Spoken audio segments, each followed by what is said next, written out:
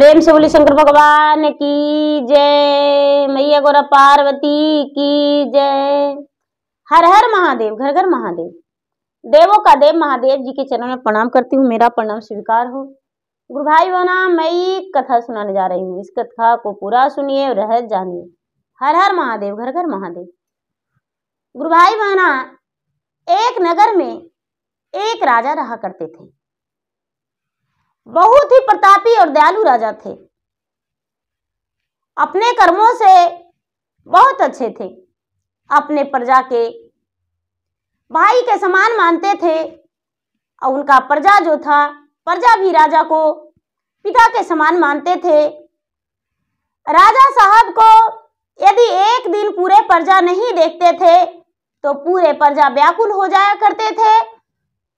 जैसे माँ के बिना बच्चे बिछड़ जाते हैं और छटपटाते हैं और उसे लगता है मेरा माँ नहीं तो मेरा पेट में दूध नहीं है, मैं भूखा हूं। उसी तरह प्रजा राजा के लिए व्याकुल हो जाया करते थे।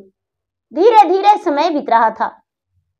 राजा जो थे अपने नगर में बड़े खुश थे, लेकिन राजा निसंतान थे। राजा का ब्याह हुए 10 वर्ष हो गया था, लेकिन कोई संतान नहीं हुआ। राजा साहब को सब लोग बोले, राजा साहब आपका कोई संतान नहीं है तो आप विवाह कर लीजिए दूसरा। राजा साहब अपने प्रजा के बात सुनकर एक बार भी ना में जवाब नहीं दिए और दूसरा विवाह करने को राजी हो गए। दीदी दूसरा विवाह तो राजा साहब कर लिए, लेकिन उससे भी राजा पिता नहीं बन पाए। राजा तीसरी विवाह कर लिए, उससे भी पिता नहीं बन पाए। राजा को विवाह के तो लाइन लग गया, 7 विवाह कर लिए, लेकिन राजा का एक भी संतान नहीं हुआ। जब संतान नहीं हुआ तो राजा बड़े दुखी महसूस करने लगे, बड़े उदास रहने लगे।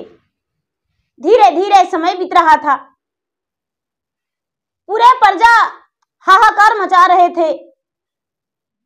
पूरे प्रजा को कहना था कि राजा साहब आप तो 7 विवाह भी कर लिए, लेकिन आपका संतान नहीं है।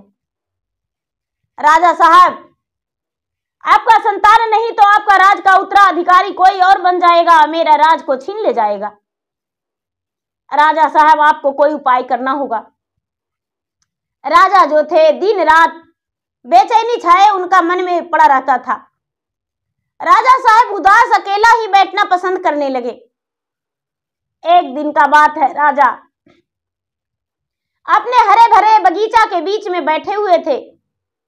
मन ही मन सोच रहे थे कि हे भगवान, आखिर मैंने ऐसा क्या कर्तव्य किया हूं जो मैं निसंतान हूं।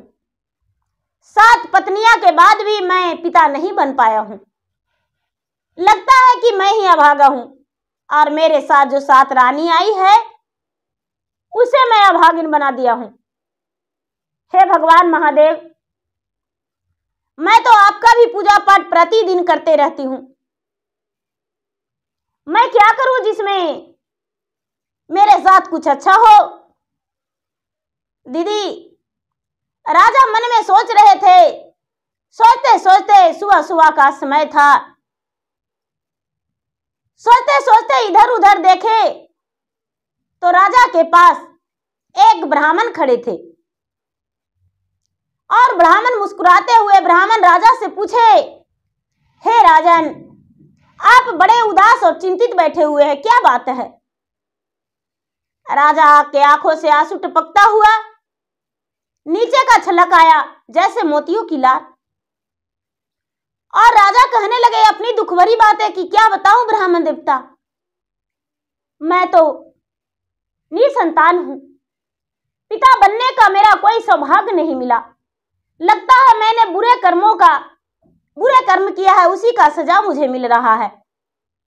ये बात सुनकर वो ब्राह्मण कहने लगे कि नहीं महाराज, ऐसा कोई बात नहीं, आप पिता बन पाएंगे।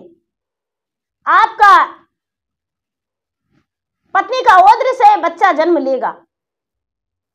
मैं आपका मुट्ठी भर चावल देता हूं और वो चावल आपको एक रानी को देना होगा, एक ही रानी वो भोजन बनाकर खाएगी। लेकिन दीदी राजा को 7 रानी थी, बड़ी रानी से संतान नहीं हुआ, तो बड़ी रानी को राजा त्याग करके दूसरा विवाह करना शुरू किए। दासी का दर्जा दिया करते थे। अपने राजमहल के अंदर बड़ी रानी को जाने का इजाजत नहीं दिए थे राजा।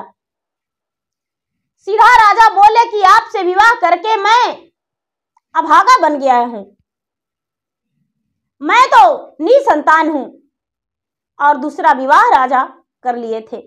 बड़ी रानी गौ गौशाले में रहती थी, गौ गौशाले में सोती थी, और गौ गौशाले में उसका भोजन भी वही होता था।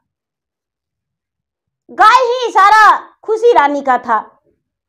राजा जो थे, राजा तो गलत ही रानी के साथ अन्याय कर दिए थे, बहुत अन्याय किए थे रानी के साथ।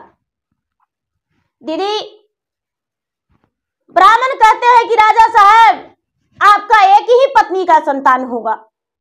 राजा झट से बोले कि हाँ ठीक है, मेरा 7 रानी है, लेकिन उस मुट्ठी भर अन्न को हम अपने छोटी रानी को देंगे।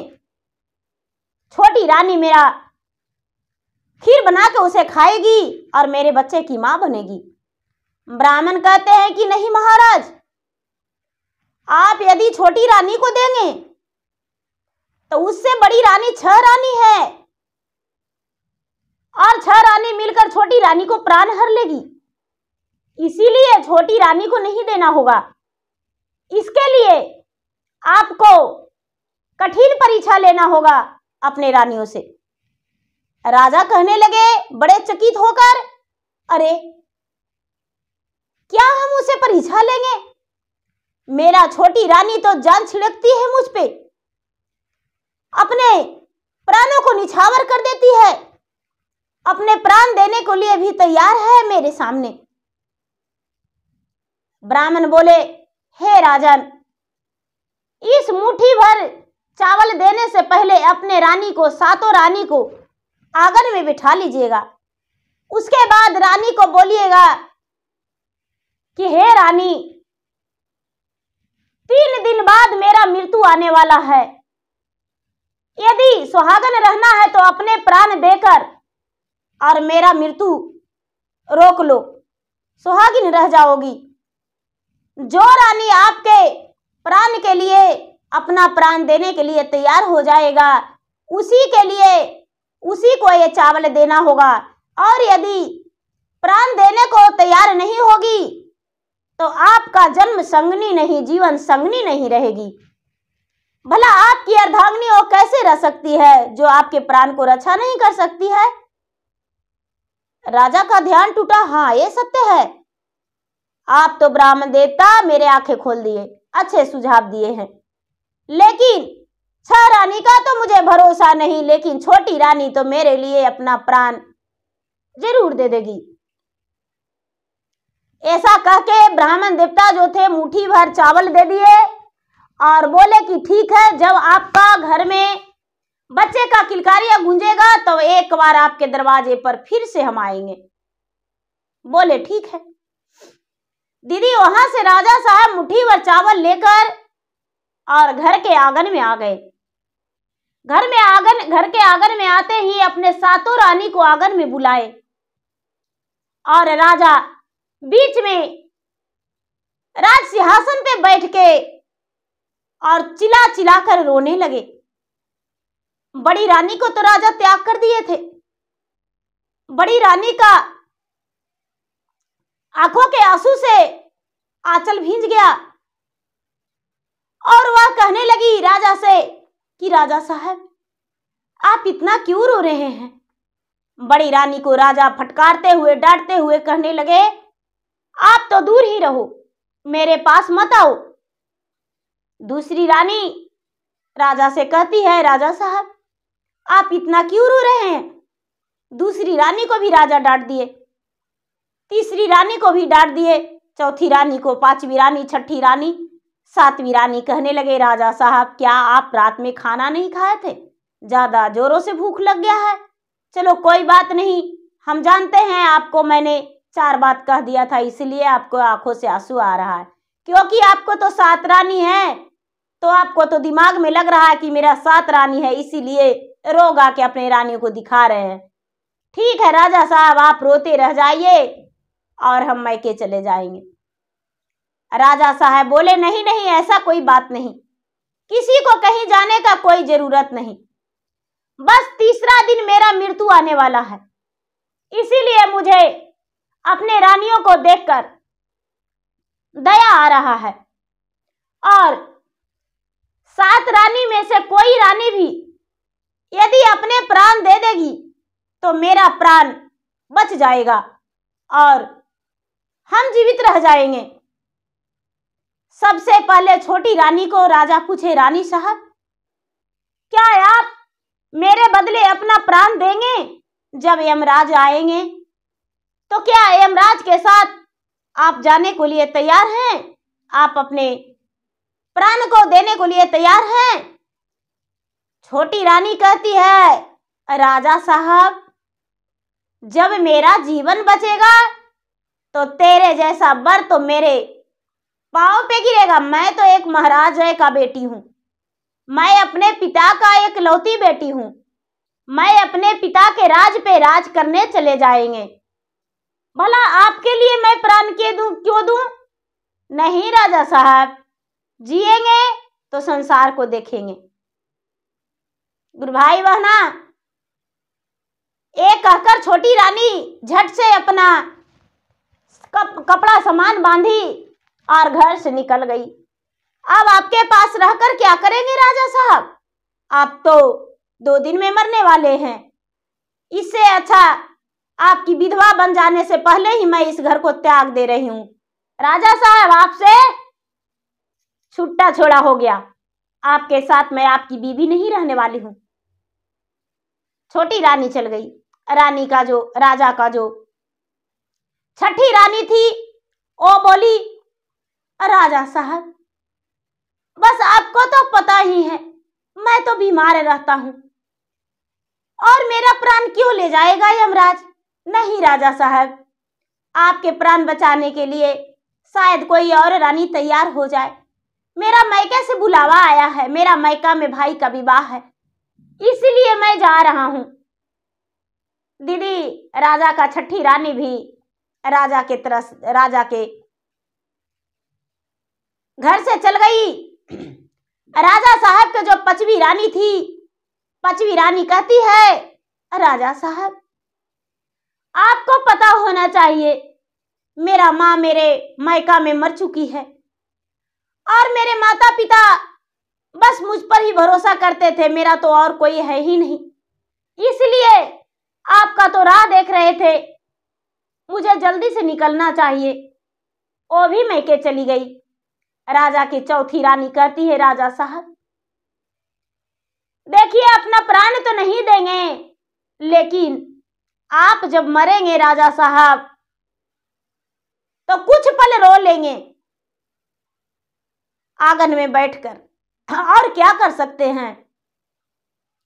जो तीसरी रानी थी वो कहती है, राजा साहब चिंता मत करिए, आप जब मरेंगे तो आपके लिए नए नए वस्त्र और फूल हम मंगवा देंगे और आपको सुंदर सा अर्थी सजवा देंगे, चंदन का लकड़ी से आपका अग्नि संस्कार करवाएंगे राजा साहब, क्योंकि अपने जीवन में मुझे बहुत खुशी दिए।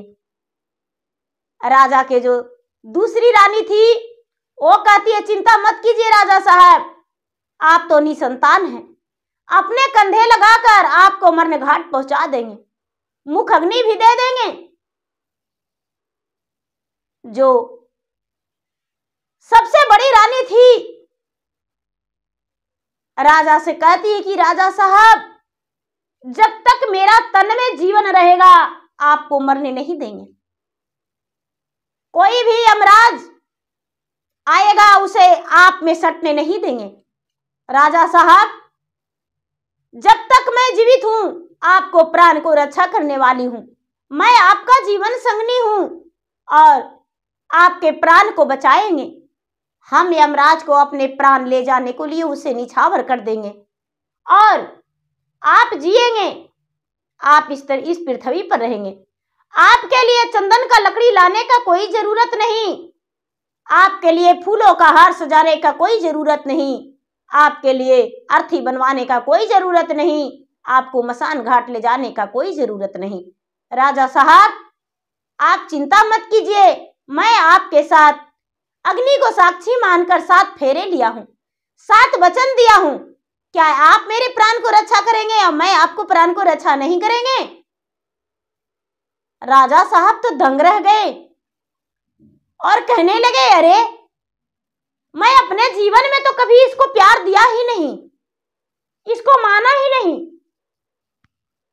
जब मेरा ब्याह होकर आया तो कुछ दिन इसके साथ रहे, उसके बाद मैं इसको गौ गौशाले में रख दिया हूं, एक दासी के बराबर ये रहती है। मैं अपना जूठा बर्तन में भी, इसका जूठा रोटी भी मैं इसे नहीं देता हूं, जो दाई दासी को मिलता है वो भोजन करती है। हे भगवान, मैं कितना बड़ा पापी हूं।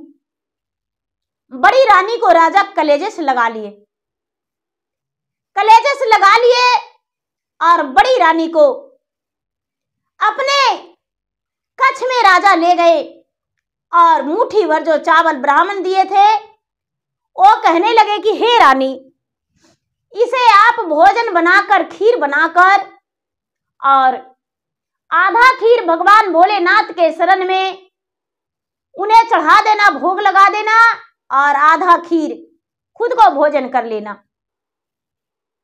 बड़ी रानी हंसते हुए बोली, महाराज स्वामीनाथ, क्या आप खीर का भोजन नहीं करेंगे? राजा बोले, नहीं, ऐसा कोई बात नहीं, बस इसका भोजन कर लेना। जो बड़ी रानी थी बड़े प्रेम से उस खीर का भोजन बना, उस चावल का खीर बनाई, भोजन बनाई और भोजन बनाकर आधा खीर भगवान भोलेनाथ के मंदिर में जाकर चढ़ावा चढ़ा दी, भोग लगा दी और आधा खुद का खा ली। जो आधा खीर रानी भगवान के मंदिर में चढ़ाई थी, भगवान भोलेनाथ स्वयं उसी ब्राह्मण के रूप में राजा के पास आए और कहते हैं कि हे राजन, मैं आपके लिए कुछ लेकर आया हूं। राजा कहते हैं, महाराज क्या है? लो, मैं प्रसादी देने आया हूं। राजा वो खीर लेकर बड़े प्रसन्न हो गए और ब्राह्मण को पांव छूकर ब्राह्मण को विदा कर दिए। राजा प्रसादी खा रहे थे, प्रसादी के रूप में खीर खा रहे थे। रानी, जो बड़ी रानी थी, बहुत वर्षों बाद अपने कक्ष में गई थी, राजा के साथ बैठी थी, तो रानी को लगा कि मैं राजा के सामने क्यों ना भोजन कर लूं, और बड़ी रानी राजा के सामने बैठकर खीर भोजन करने चली गई। देखती है कि राजा तो मुझसे पहले ही भोजन कर रहे हैं। राजा को देख रानी चकित होकर कहती है, राजा साहब, आप खीर कहां से लाए? राजा कहते हैं, एक पुजारी बाबा ने मुझे हाथ में ला कर दे दिए। रानी का मन में लगा, अरे एक खीर तो मैंने खुद को चढ़ाया था और वही खीर पुजारी बाबा मेरे पति को दे दिए।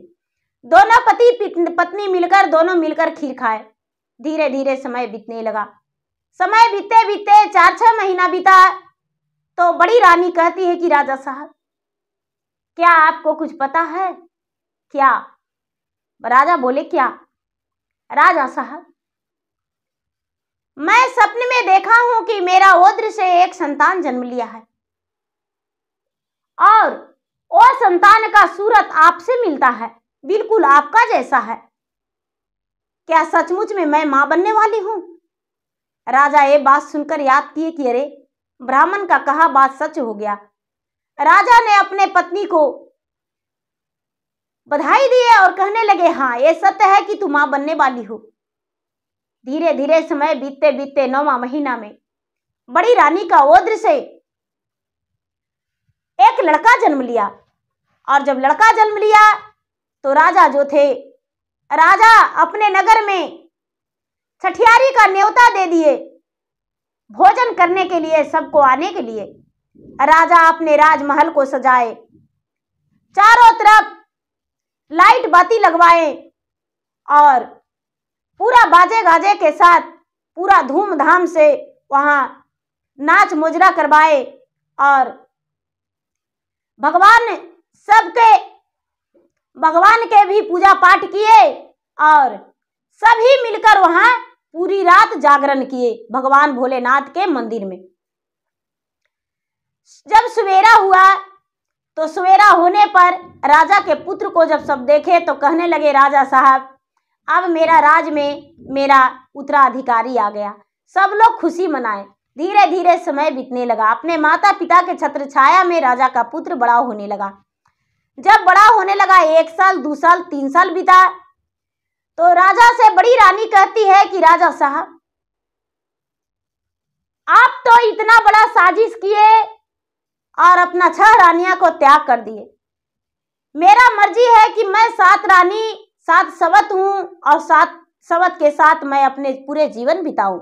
क्या आप मेरे सवत को मेरे साथ चलकर उसके मैके से इस राज में वापस लाएंगे? राजा कहने लगे, जो मेरा प्राणों का रक्षा नहीं कर सकता भला उसे मैं कैसे लाऊं? दीदी जो बड़ी रानी थी वो बोली, नहीं राजा साहब आपको चलना होगा मेरे बात मानकर।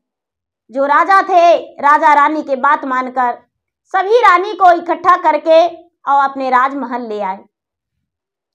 6 रानियां एक तरफ बड़ी रानी एक तरफ। 6 रानी पूरे साजिश करने लगी कि बड़ी रानी का बच्चे का कैसे मारना है।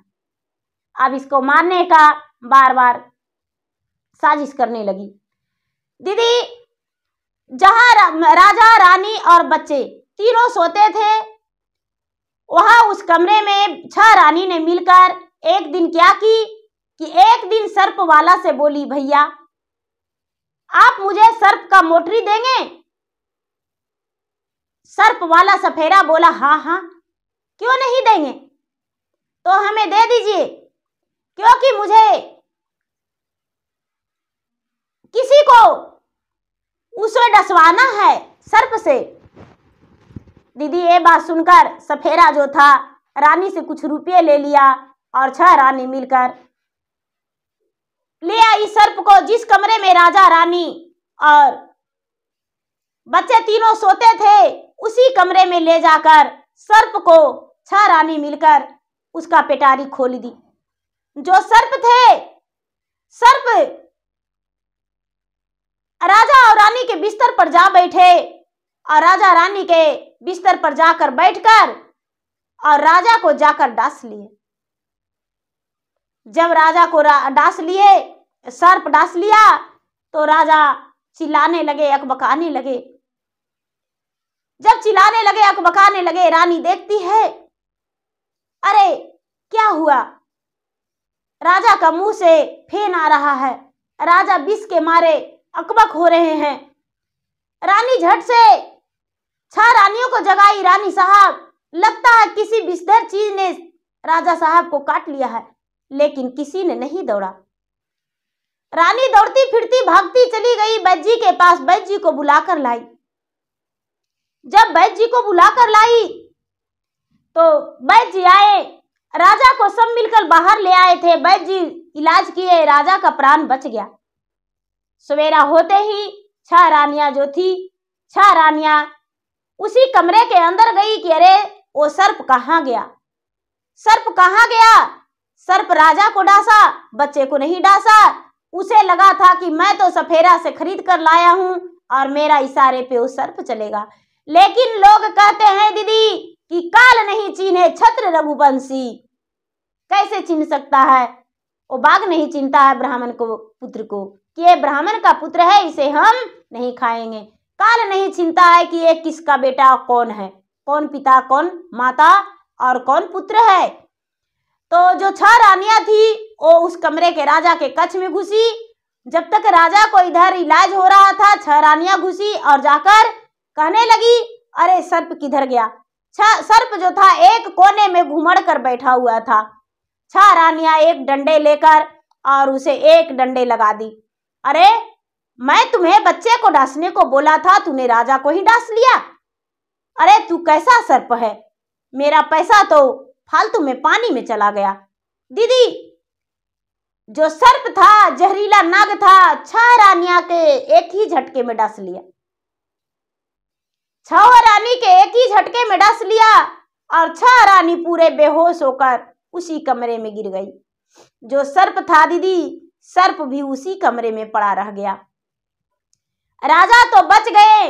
बच जाने के बाद रानी जो थी, रानी और सभी लोग राजमहल के अंदर आए तो सब कोई देख रहे, अरे सब कोई घर पे हैं, लेकिन 6 रानियां कहाँ गई? 6 रानियां कहाँ गई? 6 रानी को जब देखने गए दीदी, तो देखते हैं कि राजा रानी के कक्ष में 6 मर के पड़ी है। 6 जब मर के पड़ी है तो सब दंग रह गए कि राजा का प्राण बच गया और 6 रानियां का प्राण चला गया। दीदी ये जो बात है, राजा तुरंत कहने लगे कि अरे ये 6 रानी तो मुझे बोली थी कि मैं अपना प्राण देकर कैसे आपको बचा सकती हूं, ये है वो है, लेकिन आज जब मेरा जीवन पर आँच आया तो 6 रानियां ने अपने प्राण को देकर और मेरा प्राण को बचा लिया। लगता है कि मुझसे बहुत ज्यादा प्यार करती थी 6 रानियां। राजा रोने पटकने लगे। राजा अपने प्राण देने पर उतावला हो गए कि अपना प्राण को 6 रानियां के लिए दे देंगे। सब लोग समझाने लगे राजा से कि राजा साहब अपने आप को संभालिए, रानी साहब जब इस दुनिया से चल बसे हैं तो उनको अग्नि संस्कार करेंगे। लेकिन राजा साहब अग्नि संस्कार करने के लिए तैयार नहीं थे, अपना प्राण देने को लिए तैयार थे। राजा साहब मुड़ी पटकते पटकते अपना सर फोड़ लिए, पूरा लहू लहान कर लिए। तब शंकर भगवान कहते हैं कि अब सच्चाई सामना लाना पड़ेगा, अब सच्चाई सामना लाना पड़ेगा, क्योंकि राजा जो है, राजा पूरा घायल हो गए थे, जख्मी हो गए थे, क्योंकि राजा का 6 रानियां एक ही बार एक ही समय स्वर्ग सिधार गई थी। दीदी फिर से एक ब्राह्मण का रूप धर के शंकर भगवान राजा के पास आ गए। राजा के पास आकर कहते हैं कि हे राजन, माया के बाजार में जो अटक गया है, किस लिए, क्या हुआ? राजा कहने लगे कि हे ब्राह्मण देवता, आपने तो मुट्ठी भर अन्न दिए थे और ऐसा ऐसा कहने को कहे थे, लेकिन मेरा 6 रानी तैयार नहीं हुआ था। आज मेरा प्राण बचाने के लिए 6 रानी मेरा प्राण को त्याग दिया है। शंकर भगवान जो थे ब्राह्मण का रूप धरे हुए तुरंत बन गए अपना रूप में, एक शंकर भगवान का रूप में प्रकट हो गए और प्रकट होकर कहने लगे कि हे राजन, मैं कोई ब्राह्मण नहीं हूं, भेष बदला एक ब्राह्मण था, लो मैं कौन हूं देखो। राजा तो दंग रह गए और कहने लगे हे भगवान, मेरा 6 रानियों का प्राण को बचा लीजिए, मेरे चलते 6 रानी ने अपना प्राण को त्याग दी है। शंकर भगवान कहते हैं कि नहीं राजन, तुम्हें नहीं पता, अरे सत्य तो ये है कि तुम्हारा पुत्र को डांसने के लिए वो सफेरा के पास सर्प लाने गई थी और मैंने सफेरा का रूप धारण करके और बैठ गया था और उसे मैं सर्प दे दिया था, जो सर्प तुम्हें डांस लिया था। लेकिन सच्चाई तुम्हारे आंखों का, तूने 6 रानियां को आने पर बड़ी रानी को फिर से त्याग कर रहा था, इसीलिए मैं तुम्हारा आंखों के पर्दा हटाने के लिए ये सब लीला रचा हूं। देखो सच्चाई तो ये है कि तुम्हारा बच्चा को डांसने के लिए ये 6 रानी मुझसे सर्प खरीदी थी और मैं इसे हीरो का हार लेकर इसे सर्प दिया था और वही सर्प तुम्हें डांस लिया, और जो वैद्य था वो वैद्य कोई और नहीं, वैद्य तो मैं ही बन के आया था और तुम्हारा इलाज किया और तू ठीक हुआ। और देखो ये मारने आई थी सर्प को कि मैंने बच्चे को डांसने बोला तो तू राजा को डांस लिया, गलत किया, डांसता तो तीनों को एक ही दिन डांस लेता, और मारने गई तो सर्प ने इन 6 को डांस लिया और ये मर गई। अगर जो तुम चाहो तो मैं इसका प्राण को जीवित कर देता हूं। राजा बोले कि महाराज आपकी मर्जी, आपके हाथ में इसका प्राण है, यदि चाहे तो बचा दीजिए और नहीं तो छोड़ दीजिए। शंकर भगवान बोले कि सत्य के प्रमाण देने के लिए मैं इसे बचा देता हूं।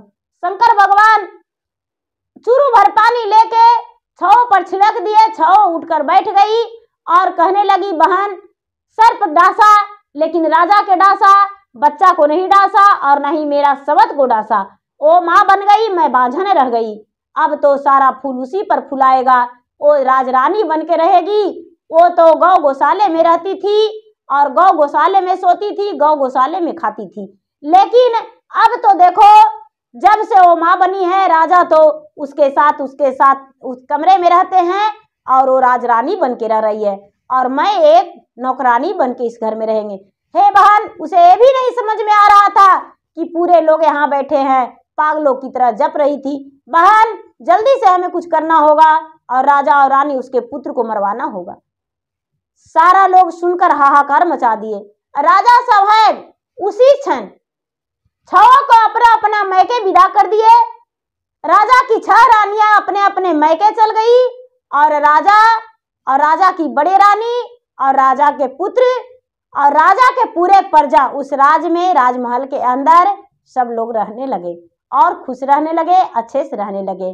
शंकर भगवान के बहुत बड़े भक्त थे राजा और रानी भी, और भक्ति करते रह गए और उनका नाम का लोग गुणगान गाते रह गए। तो भक्ति का जो भक्ति होता है उसका फल भगवान अवश्य देते हैं। भगवान गलत लोगों के साथ गलत करते हैं, लेकिन जो सही दिल से भगवान का भक्ति करता है उसके साथ भगवान गलत नहीं करते हैं, न्याय करते हैं, अन्याय नहीं करते हैं।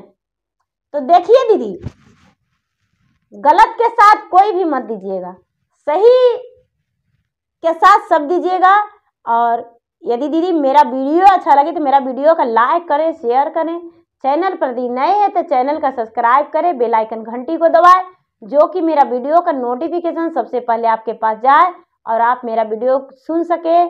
कमेंट बॉक्स में हर हर महादेव, जय शिव गुरु जरूर लिखें, जिसमें मैं आपके नाम के भगवान के शरण में हाजिरी लगा सकूं और आपके लिए भगवान से आशीर्वाद मांग सकूं कि हे भगवान, उनका जीवन में कभी दुख नहीं आए, वो खुश रहे। प्रेम से बोलिए शंकर भगवान की जय। हर हर महादेव, घर घर महादेव।